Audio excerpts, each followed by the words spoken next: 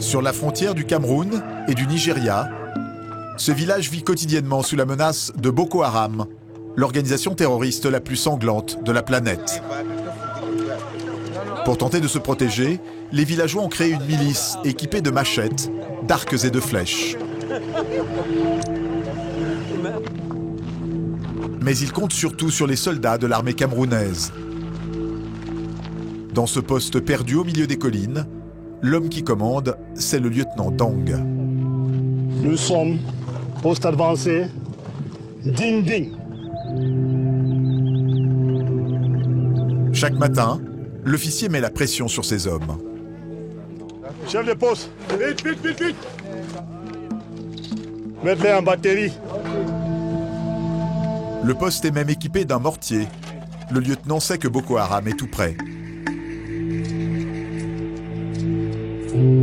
En face de nous, c'est au Nigeria. Les maisons là que vous voyez là. C'est combien? 700 mètres 200-300 mètres.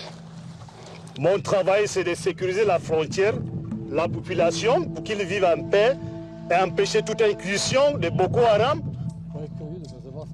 Que ce soit kamikaze, que ce soit une guette ouverte. On est là pour ça.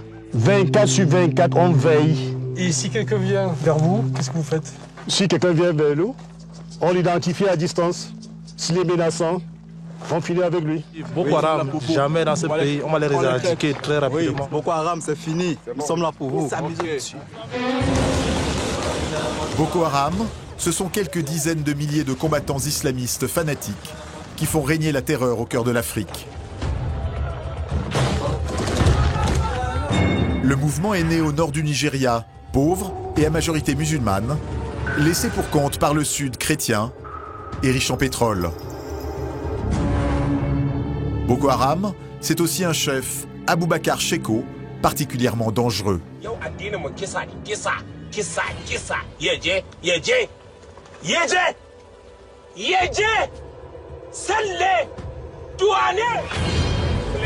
Comme on le voit sur ses vidéos de propagande, Sheko s'imagine invincible et déclare la guerre au monde entier au nom du Coran.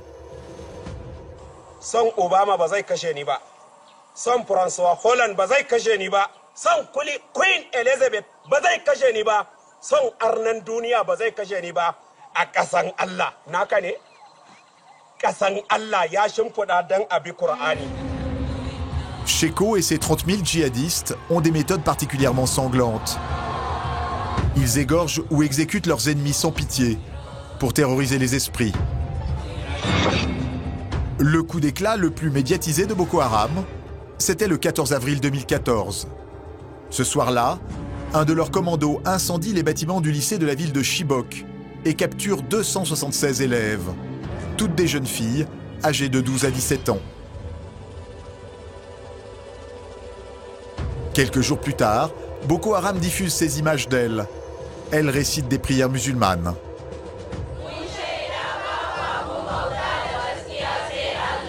165 d'entre elles sont chrétiennes, elles sont obligées de se convertir. Tu es chrétienne? Oui. Maintenant tu es musulmane. Ce kidnapping provoque l'émoi partout sur la planète. Inconnus et personnalités se regroupent derrière le même slogan « Rendez-nous nos filles ». Michelle Obama, très ému, intervient publiquement. Comme des millions de personnes à travers le monde, mon mari et moi-même sommes scandalisés et meurtris par le kidnapping de plus de 200 élèves nigérianes. Mais Mollywood se mobilise comme Julia Roberts. Au Festival de Cannes, les stars se montrent solidaires jusque sur le tapis rouge.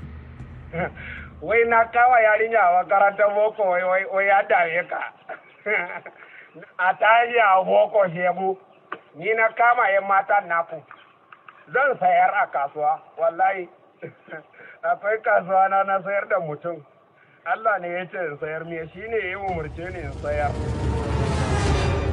Parti du Nigeria, les islamistes s'attaquent désormais aux 3 pays voisins. Une partie du Tchad, du Niger et du Cameroun se transforme en Boko Haram Land, la terre de Boko Haram. C'est là que nous allons mener l'enquête, sur le terrain, au plus près des massacres et des affrontements. Nous allons accompagner les soldats qui combattent ces fous de Dieu. Vous passez le pont ou pas? On passe. Protégez-les, hein, protégez-les, protégez-les. Allez-y, demande.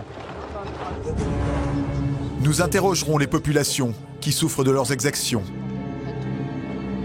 L'un d'entre eux a dit « Qu'est-ce que tu attends? Il faut en finir avec son mari. » Et ils l'ont tué sous mes yeux, devant mes enfants.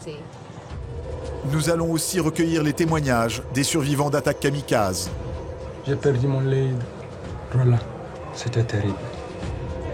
Nous rencontrerons des djihadistes capturés après les combats. Bienvenue. Voilà. Merci. Nous allons retrouver un roi africain, otage de Boko Haram et miraculé. Et puis ils ont touché le poignet de la chambre. Ça s'était fermé. Ils ont fait une rafale. Ça s'est ouvert. Et puis on s'est dit, ça y est, on va pas s'en sortir, quoi. Et la violence qui nous menace ici et partout. Nous suivrons un prêtre confronté au péril djihadiste. Et nous devons rester là.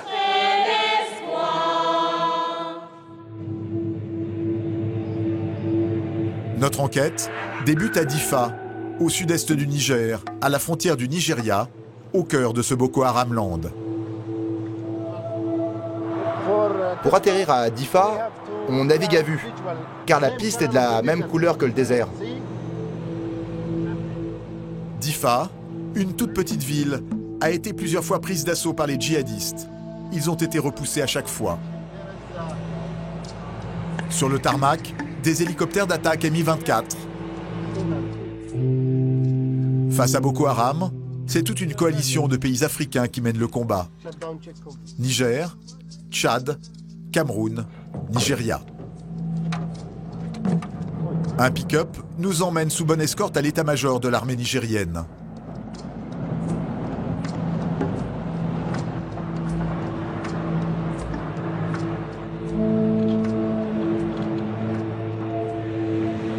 La base est très active. Les soldats sont bien armés et bien équipés.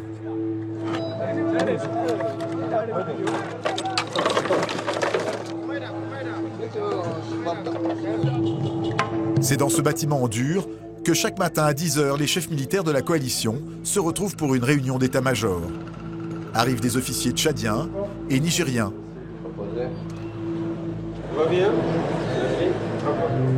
Plus surprenant, nous voyons débarquer 2 lieutenants de l'armée américaine.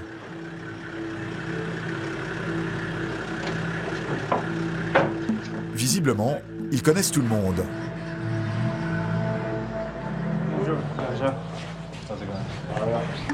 Ils ne sont pas les seuls militaires occidentaux. Bonjour. 2 officiers français arrivent à leur tour.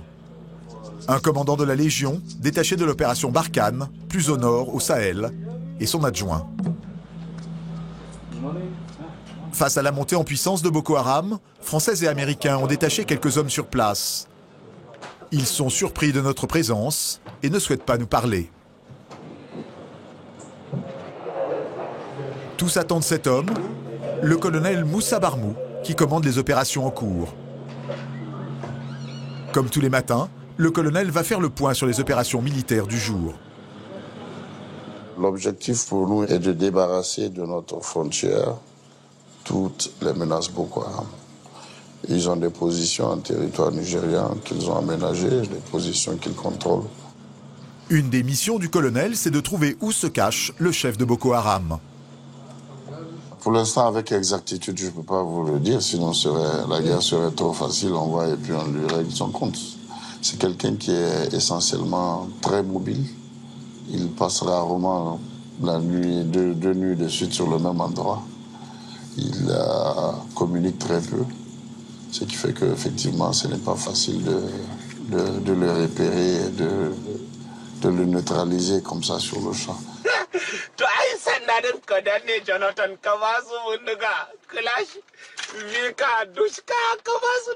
Moi, je ne pense pas qu'il soit rationnellement stable. Quand on le voit dans ces vidéos gesticuler, vous pouvez vous dire qu'il y a quelque chose qui tourne pas rond dans sa tête.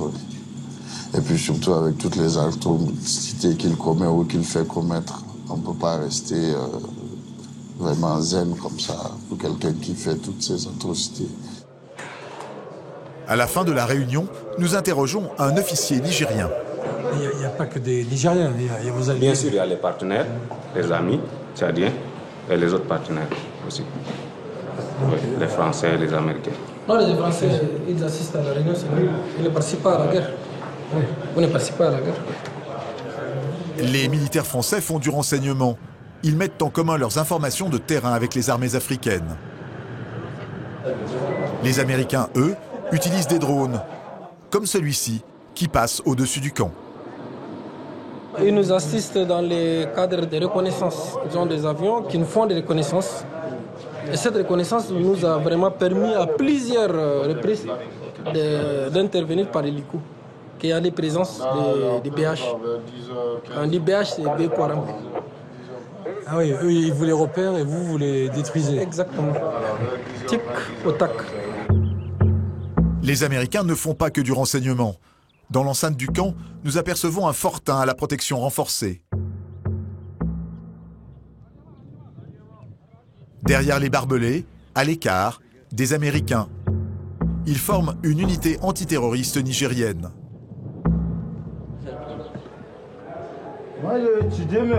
Dans le camp, nous échangeons avec des soldats de la coalition africaine. Nous les interrogeons sur Boko Haram.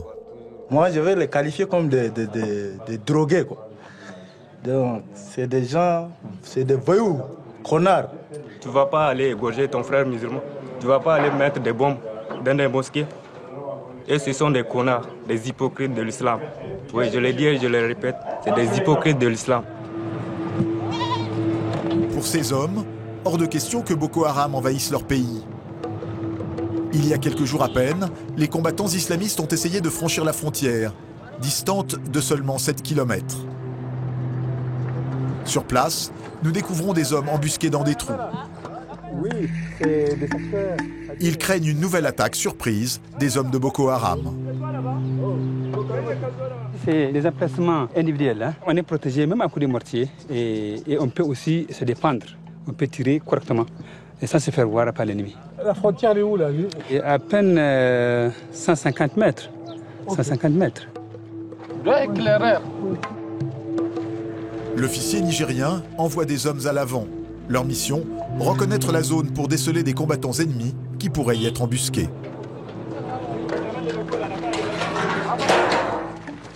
Dégagez les bombes. Dégagez les obstacles là. Voilà la rivière Kamadougou qui marque la frontière avec le Nigeria. Hein?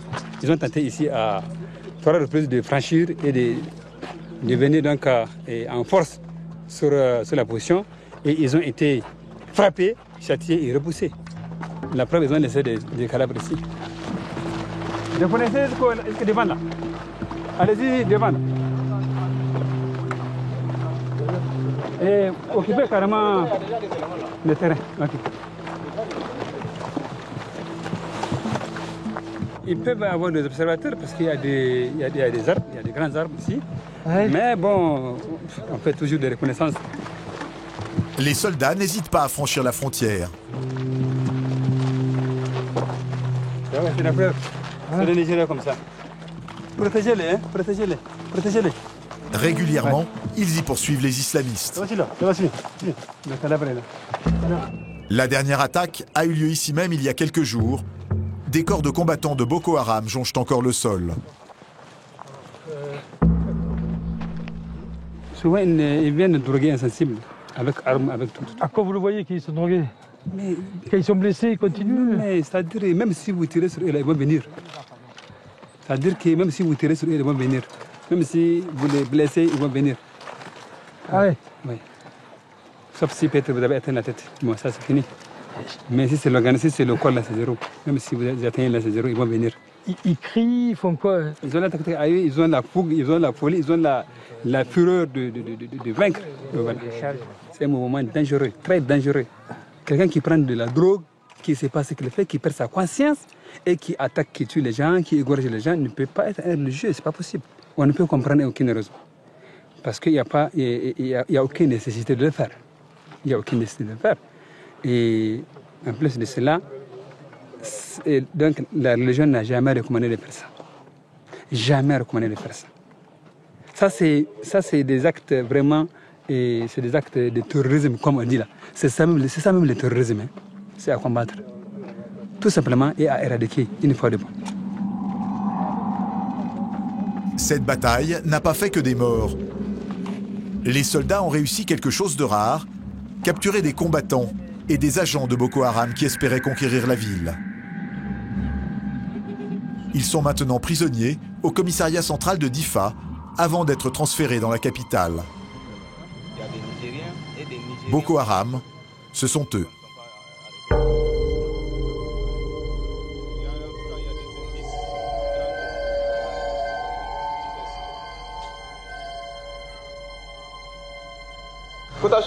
Prisonniers, levez-vous.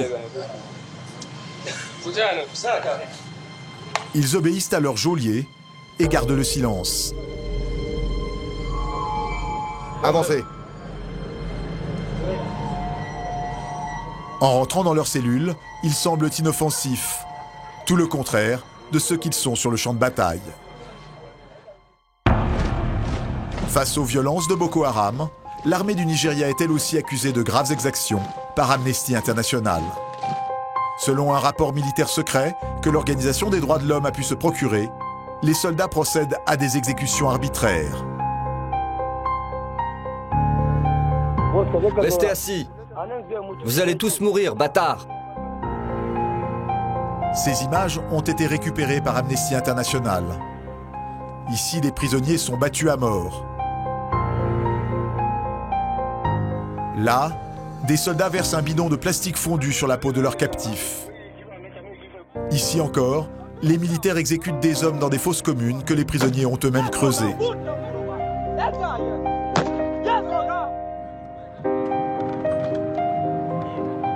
Retour à Difa, au Niger, à la frontière du Nigeria. Pour les hommes de troupe, c'est l'heure de la prière du soir.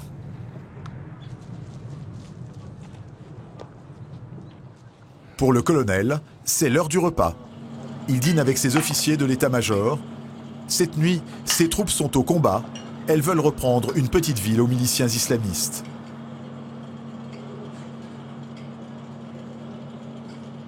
La salle des opérations jouxte son bureau.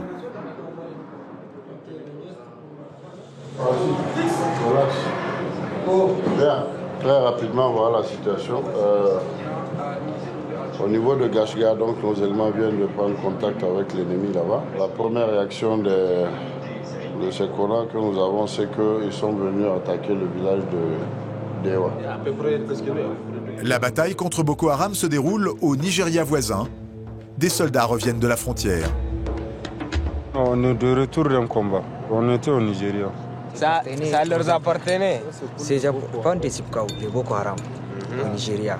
T'as déjà pris ça comme un souvenir. Des militaires nous ont confié des images de la bataille pour reprendre la petite ville.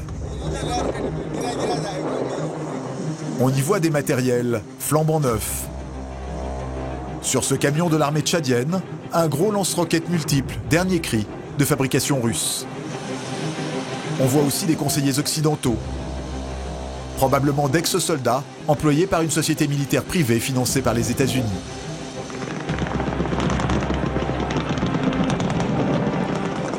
Les pick-up avancent en ligne, en tirant sur les djihadistes au loin. Coups de mortier, tirs de roquettes, rafales de mitrailleuses. L'assaut est donné. Les affrontements durent 3 heures. Les islamistes abandonnent le village. Pour les armées africaines, c'est la victoire.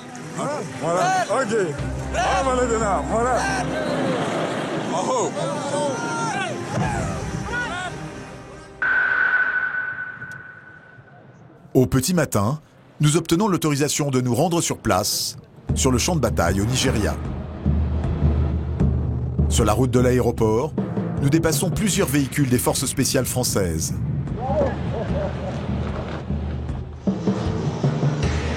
Sur la piste, des commandos français protègent le déchargement d'un avion qui arrive de N'Djamena, la capitale du Tchad voisin. Pour rejoindre le théâtre des opérations, nous embarquons dans un hélicoptère de l'armée nigérienne. L'appareil survole la rivière Kamadougou, qui marque la frontière.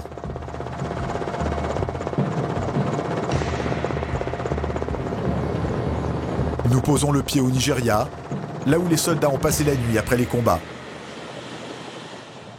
Le colonel Toumba commande le bataillon nigérien. Ces hommes ont apparemment réussi à surprendre Boko Haram. Le repas était chaud qu'on a découvert. Ils étaient peut-être sur le point de casser la croûte, mais malheureusement, pas pour cette occasion. Il y a une dizaine de jours, ils ont brûlé quelques maisonnettes, ils ont commis des exactions sur la population et les a invités à quitter la ville. Les soldats nigériens se congratulent. Bonjour, ça va? Oui, ça va bien. Vous avez participé à la bataille hier? Oui. Ils ont résisté ou pas? Ils n'ont pas pu résister. On est plus fort qu'eux parce qu'ils n'ont pas la technique. Ils ne sont pas des militaires. Ils vident le chargeur partout. Et nous, on vise, on le prend. C'est un dragonneau. À combien tu tires là? Jusqu'à 1000 mètres. Vous avez déjà tiré sur Boko Haram? Oui. Jusqu'à 5. Blessé ou mort? Mort. L'autre de l'œil, l'autre d'ici, et l'autre ici. One shot, une balle. Oui, une seule balle. Depuis, le village conquis semble désert. Mais les soldats se méfient. Boko Haram a l'habitude de laisser des combattants en arrière-garde. Ce matin, les militaires veulent s'assurer qu'il n'y a pas de snipers embusqués. Je suis prêt au temps de combat. Les bâtiments qui ont brûlé la veille peuvent dissimuler des candidats au martyr. Le convoi emprunte d'étroites ruelles sablonneuses qui serpentent entre des murs propices aux embuscades.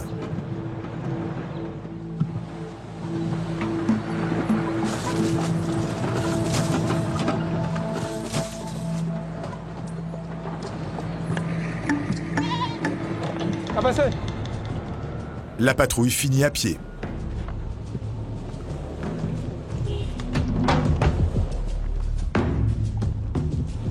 Qu'est-ce que vous craignez le plus ici? La surprise. Allez, top, toi seul. Rapidement, tu cours et tu prends position.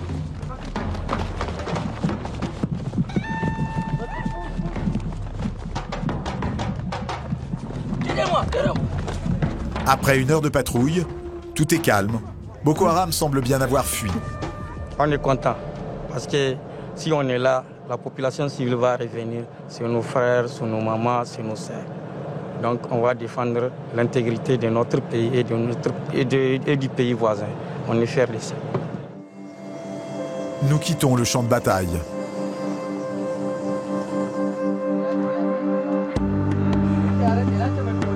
Depuis que la guerre a commencé, en 2009, les massacres ont jeté des dizaines de milliers de réfugiés hors de chez eux. Chassés du Nigeria par les groupes islamistes, près de 60 000 Nigérians ont trouvé refuge dans cette région du nord du Cameroun. La plupart ont été rassemblés dans ce camp des Nations Unies, à Munawao, près de la frontière du Nigeria. Ils vivent dans des tentes surpeuplées, par 35 degrés à l'ombre. Il y a surtout des femmes et des enfants.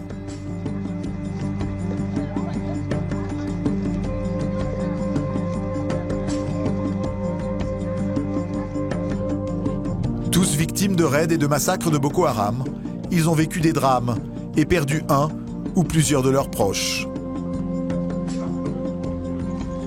C'est le cas de Sanoa. Elle est arrivée dans le camp depuis plusieurs mois, en provenance de la région de Maïdougouri. Elle nous accueille dans la case qu'elle partage avec ses 5 enfants. C'est une chrétienne, une rescapée. Les combattants de Boko Haram sont rentrés chez nous. Ils étaient habillés de noir, armés de fusils et de couteaux. Mon mari leur a indiqué où se trouvait l'argent. L'un d'entre eux a dit « Qu'est-ce que tu attends? Il faut en finir avec son mari. » Et ils l'ont tué sous mes yeux, devant mes enfants. Malgré les menaces, la jeune femme refuse de se convertir à l'islam. Ils m'ont dit, et toi, qu'attends-tu pour te convertir à l'islam? Je leur ai répondu, pourquoi je le ferais? Vous n'avez qu'à tous nous tuer. Nous, chrétiens, nous préférons garder notre foi plutôt que de changer de religion.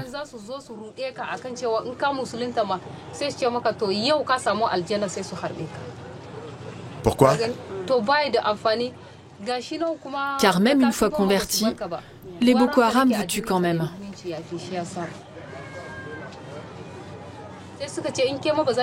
L'un d'eux m'a dit qu'il reviendrait. Ils m'ont fouetté et sont partis. Les hommes de Boko Haram ne terrorisent pas que les chrétiens. Les musulmans sont eux aussi la cible de leurs attaques. L'employé du HCR nous emmène voir une autre femme, une musulmane, Fanny.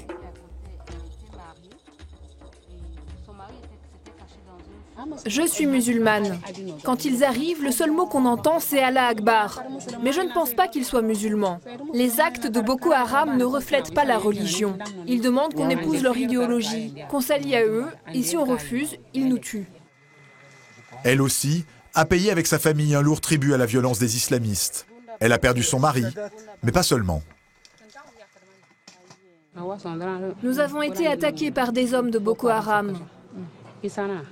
Le mari de ma fille s'était caché dans un fût. Ils l'ont trouvé et ils l'ont tué. Ils ont enlevé ensuite une de mes filles, une des plus jeunes. Mais finalement, un des djihadistes a dit non. Elle est trop jeune pour moi. J'ai pris ma fille avec moi et on n'est plus jamais retourné là-bas. Le camp accueille aujourd'hui près de 56 000 personnes. Ce serait le quart des populations chassées par Boko Haram hors du Nigeria.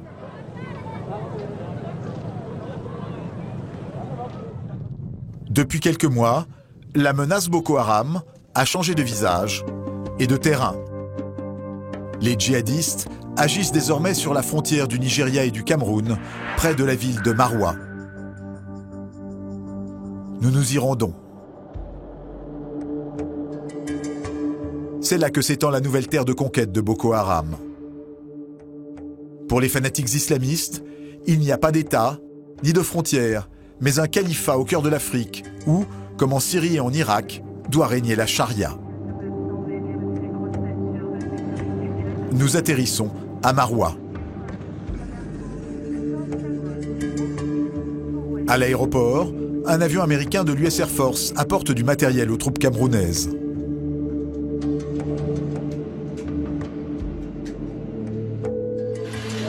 L'armée est sur le qui-vive, des hommes de Boko Haram sont infiltrés dans la ville. Bon, vous pouvez, une personne là-bas avec lui. Bon, allez-y. Les Européens sont rares. Notre escorte ne nous quittera pas pendant toute notre enquête.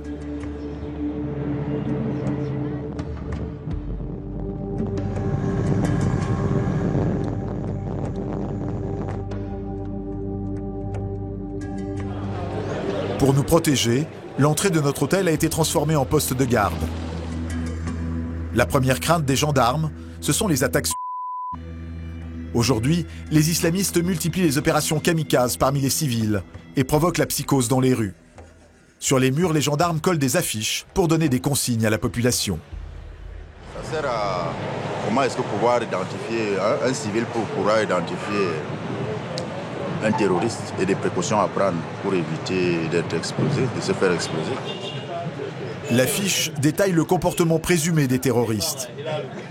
Les yeux hagards, préoccupés, nerveux, le poing crispé sur un objet qui peut être un détonateur.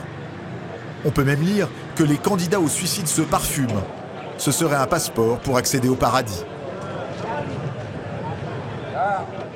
Avec le numéro 1500. C'est un numéro gratuit, tout le monde peut l'appeler. Le plus souvent même, c'est les civils qui donnent plus de renseignements aux forces de maintien de l'ordre. Ces précautions remontent à l'été 2015, lorsqu'un attentat dans le marché au tissu de la ville a fait 13 morts et des dizaines de blessés.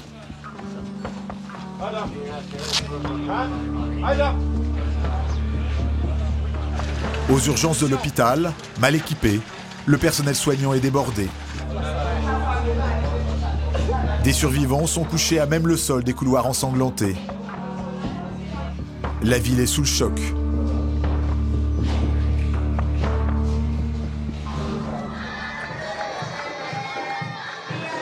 Longtemps paisible, la petite communauté chrétienne de la ville se sent désormais menacée. C'est dimanche matin, c'est l'heure de la messe.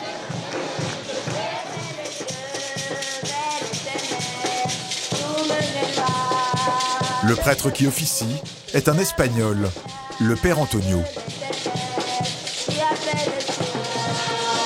Dieu a besoin des hommes, venez porter la maison. Dieu a besoin des... À l'extérieur, les paroissiens sont fouillés par des volontaires équipés de détecteurs de métaux. On fouille même les jeunes enfants. C'est une tactique de Boko Haram de les utiliser comme bombes humaines. Des fois, les kamikazes passent par les petits-enfants. Les petits-enfants, ils ne connaissent rien. Après, il dit, va avec telle chose, il lui donne quelque chose à la main. Et après, ils peuvent venir à vie. C'est pourquoi, des fois, on contrôle tout le monde. Les mal et la violence qui nous menacent ici et partout. On a vu à Paris, avec 129 morts, 300 blessés, la violence s'approche de tout le monde.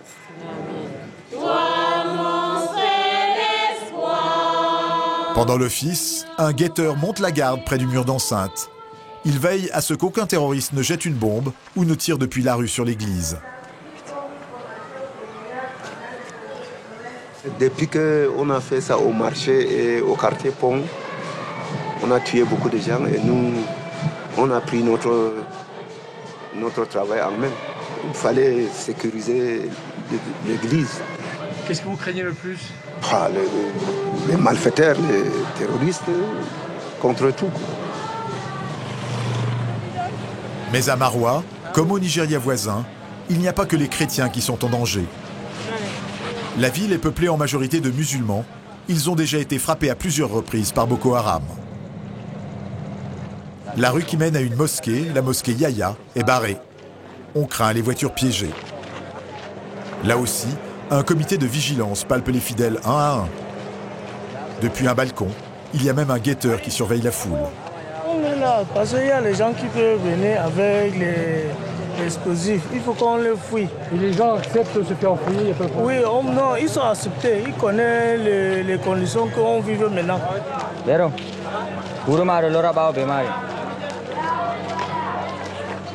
Il a un gros sac, donc je n'ai pas confiance à ces sacs-là. Donc c'est comme ça que nous travaillons ici. Les gardiens craignent également que les femmes ne cachent des explosifs sous leurs vêtements. Ils leur interdisent de porter la burqa. Seul le foulard est toléré pour pénétrer dans l'enceinte de la mosquée.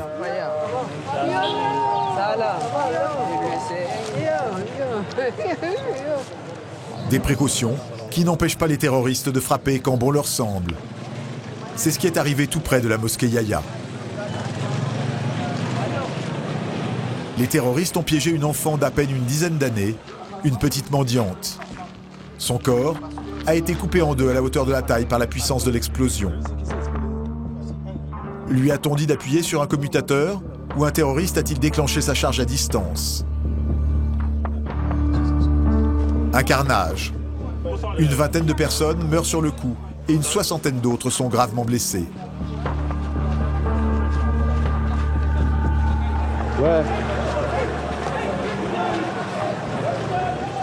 Tout s'est passé un samedi, ici. Un groupe d'habitués est réuni autour d'un marchand de café. À 14h, c'est l'explosion. Les murs portent encore les traces de la déflagration. La table du cafetier est toujours là. Ses fils, Bachir et Youssouf, repassent souvent sur les lieux. J'ai entendu l'explosion, j'étais là-bas. J'ai venu, j'ai trouvé tous les gens sont décédés. On les a transportés pour amener à l'hôpital. Nos gardes du corps restent en alerte. Un homme s'approche en djellaba. Il le contrôle. Comité de vigilance. L'homme s'appelle Oumaté. En fait, il appartient au comité de vigilance du quartier. Il est chargé de repérer les inconnus le jour de l'attentat, il a été un des premiers à arriver sur place dès qu'il a entendu l'explosion. C'est un bruit qu'on n'avait jamais entendu dans notre vie. C'est un bruit qu'on ne connaît même pas. Ça fait beaucoup de bruit. Bon, on avait toujours le bras coupé, partout, ces corps sont coupés, partis même à 50 ou 100 mètres. Dans la maison, un voisin comme ça qu'on avait trouvé son bras. Je le vois. Oumaté nous emmène dans une maison voisine du drame. Un homme y vit reclus depuis sa sortie de l'hôpital. C'est un miraculé.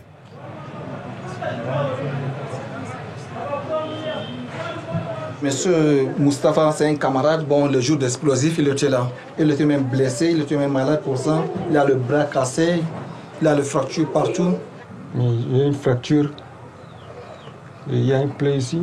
J'ai perdu mon lait. Voilà. C'était terrible. Moustapha Sali n'oubliera jamais ses amis disparus, avec qui il parlait de leur passion commune, le football. On discute du championnat de France. À propos des joueurs, des transferts, on discute comme ça. Bon, moi je suis un fanatique Marseille. Bon, il y a des Parisiens, il y a des Lyonnais. On était ensemble en train de débavarder. C'est à ce moment-là que la petite kamikaze est arrivée. Bon, elle fait manger, il demande quelque chose à manger. Il avait les assiettes. Monsieur Bouba, il est mort. Il a lui donné 100 francs. Je l'ai vu. Une secte seulement qu'ils ont fabriqué leur groupe pour menacer les gens. Si on lave le cerveau de quelqu'un, il peut être prêt à mourir.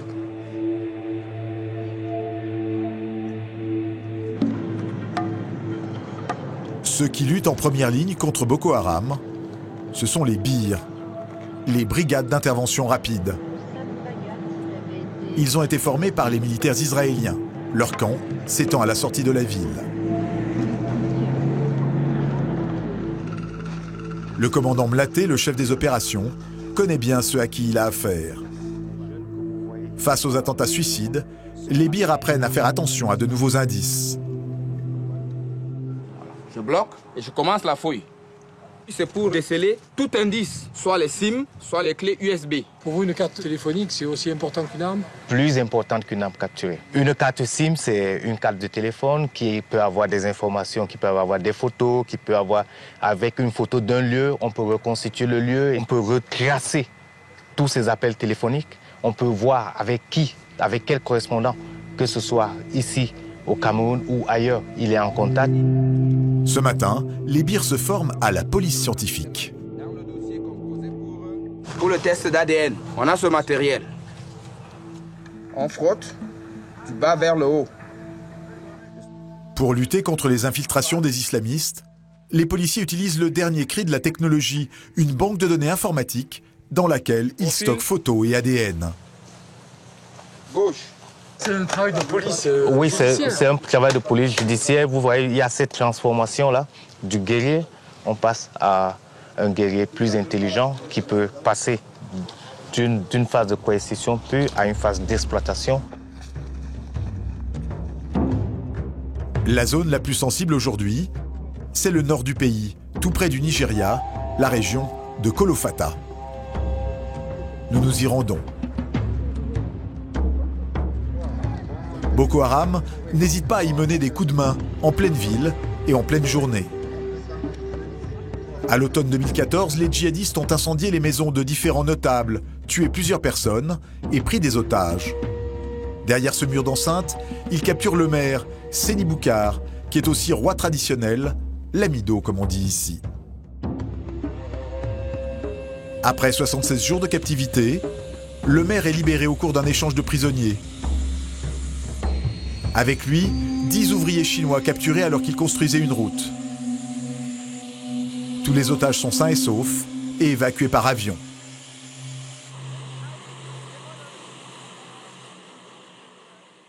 Le roi s'est depuis réfugié loin de Boko Haram, à Garoua, à 250 km, où il habite désormais avec sa famille. Bonjour et soyez les bienvenus. Voilà. Merci. Soyez les bienvenus. Merci. Je vous fais entrer. Je vous fais entrer.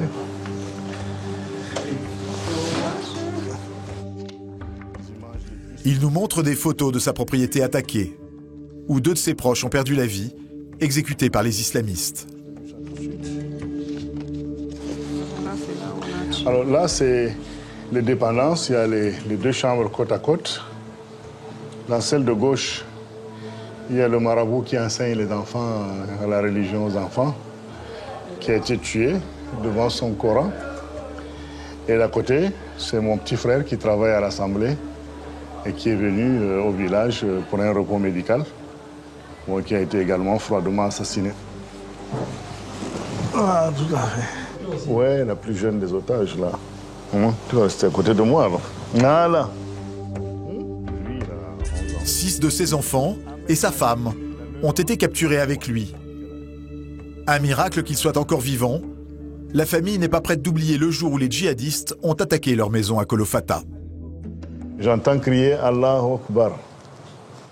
Ça, c'est le cri de guerre de Boko Haram. Et puis, ils ont touché le poignet de la chambre. Ça s'était fermé. Ils ont fait une rafale. Ça s'est ouvert. Et puis, on s'est dit, ça y est, on va pas s'en sortir, quoi. La famille a été conduite au Nigeria, à une trentaine de kilomètres du Cameroun, dans la forêt de Sambisa, le repère historique de Boko Haram, qui abrite des campements islamistes. C'est là qu'ont été tournées ces images de propagande. C'est un groupe, il y a un peu de tout, hein. Des Nigériens, des Nigérians, des Camerounais, et même des gens au-delà. Il y a un monde fou, il n'est pas exagéré de dire qu'il y a au moins 20 000 à 30 000 personnes là-bas. La famille n'a pas été maltraitée, mais elle a vu l'horreur.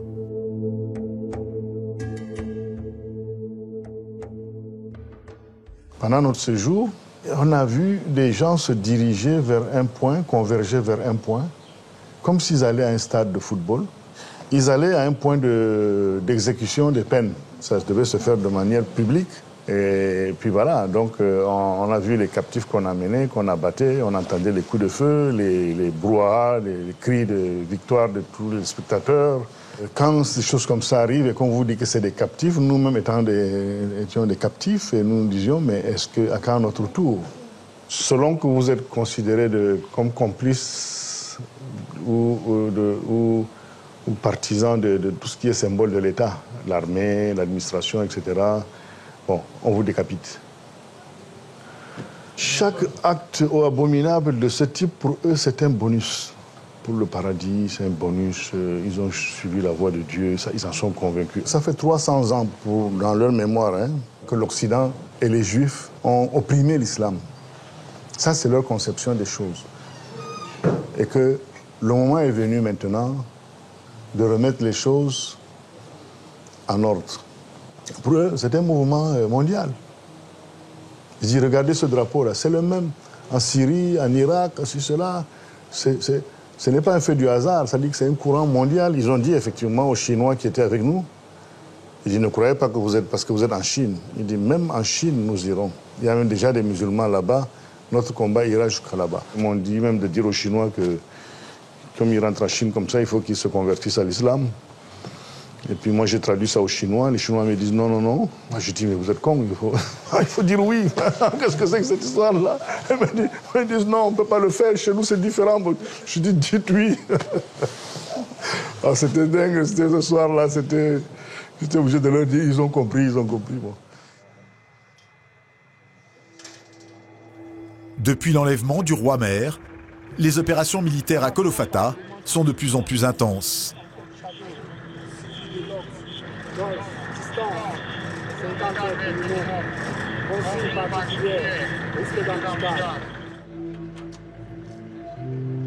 À Kolofata, les Birs sont en première ligne.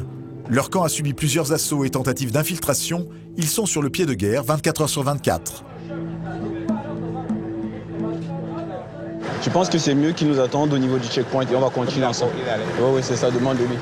Leur chef, c'est lui. Nous serons en deux dans ce véhicule. Le commandant Kwenebetus. Il part en opération ce matin avec une cinquantaine d'hommes. Il tient à ce que chacun soit bien à son poste.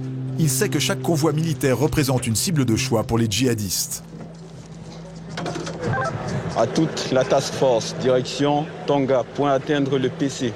Itinéraire en suivant l'axe principal, en avant.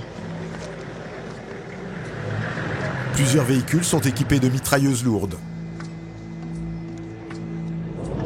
Le convoi va faire 9 km de piste à haut risque pour rejoindre Kerawa sur la frontière du Nigeria. C'est de cette région que les combattants de Boko Haram préparent leurs attaques vers le Cameroun.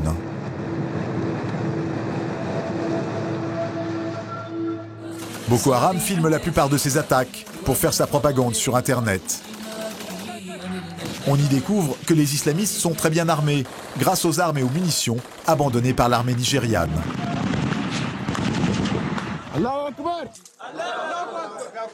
C'est grâce à cet arsenal que ce groupe est devenu une véritable armée.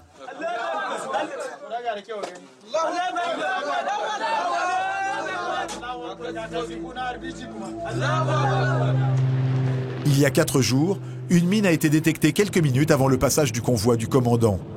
Il veut nous montrer l'endroit où cela s'est passé.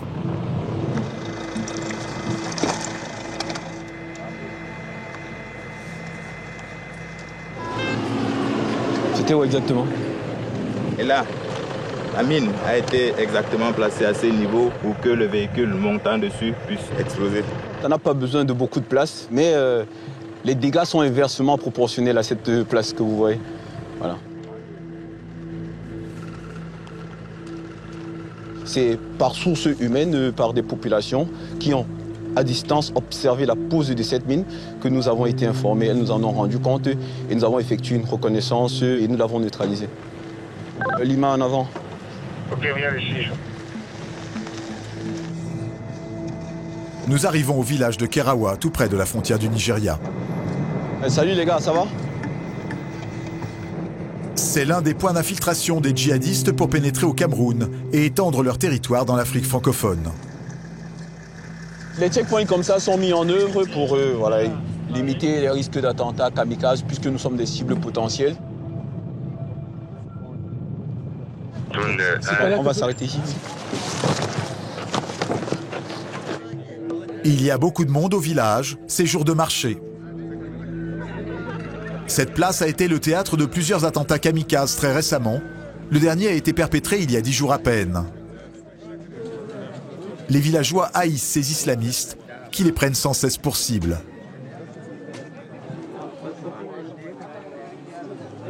Boko Haram, ce sont des malfaiteurs, des tueurs. Ils prennent nos jeunes filles, ils tuent nos hommes.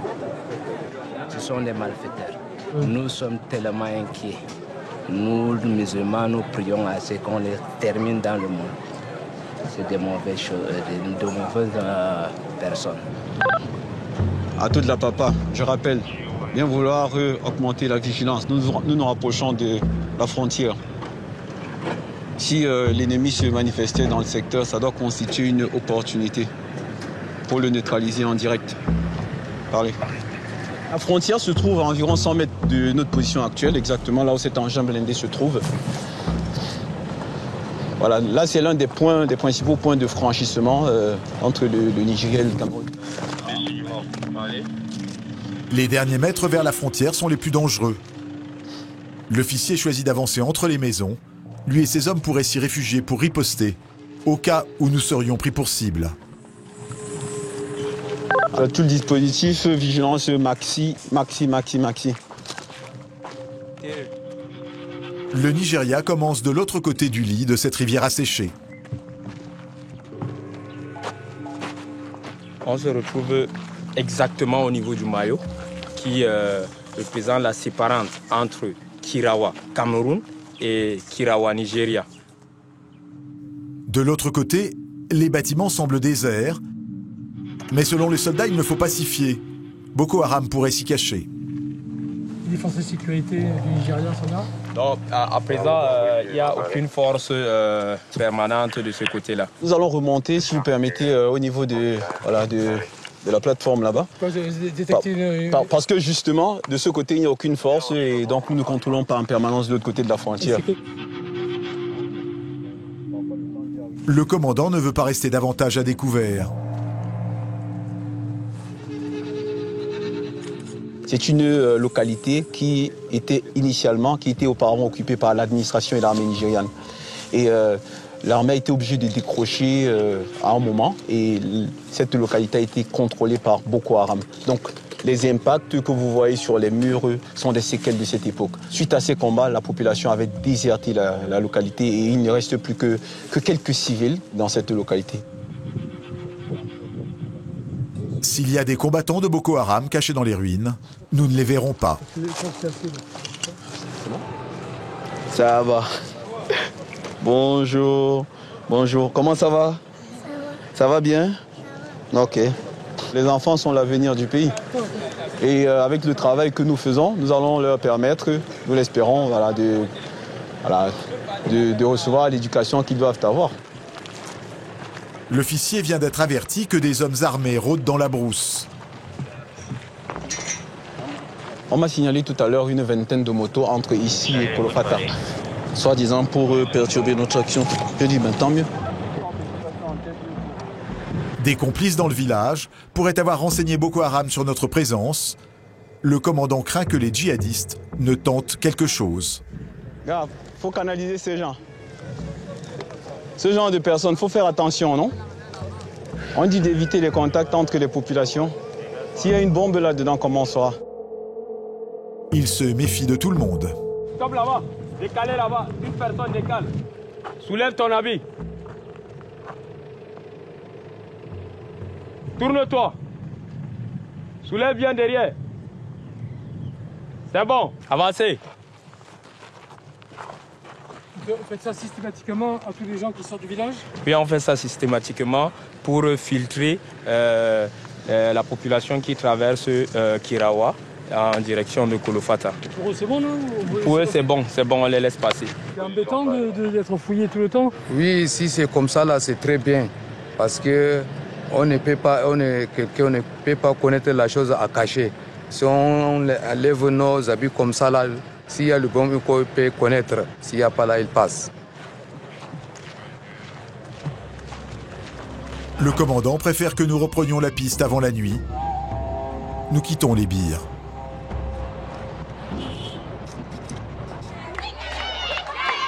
Nous retournons à Maroua, à l'église du Père Antonio, à la sortie de la messe.